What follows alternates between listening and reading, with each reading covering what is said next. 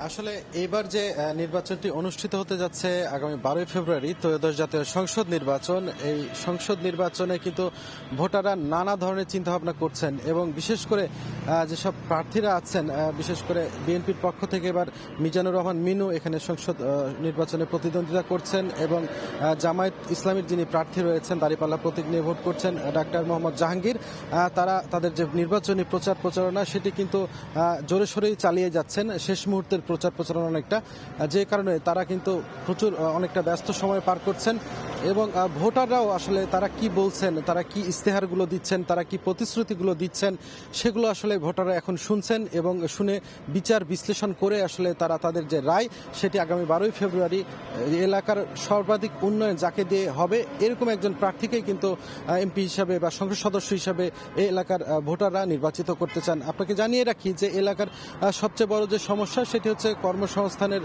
সমস্যা, এখানে সবচেয়ে বড় সমস্যা, বেকারত্ব সমস্যা এখানে রয়েছে।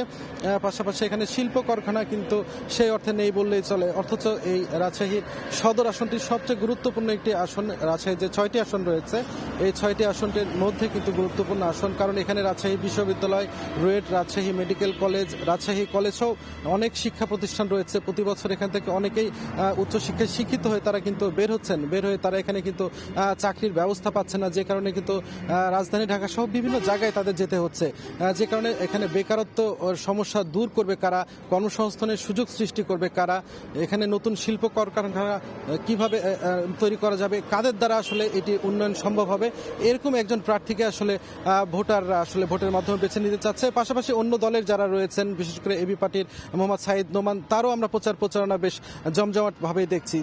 তো সব মিলে আসলে বলা চলে যে ভোটের যে আমেজ সেই আমেজ কিন্তু ভোটারদের মধ্যে লক্ষ্য করা যাচ্ছে। তো এই ছিল আমার কাছে রাজশাহী সদর 2 আসন থেকে নির্বাচনী প্রচারণার যে সর্বশেষ খবর তা। রকি, আপনাকে ধন্যবাদ।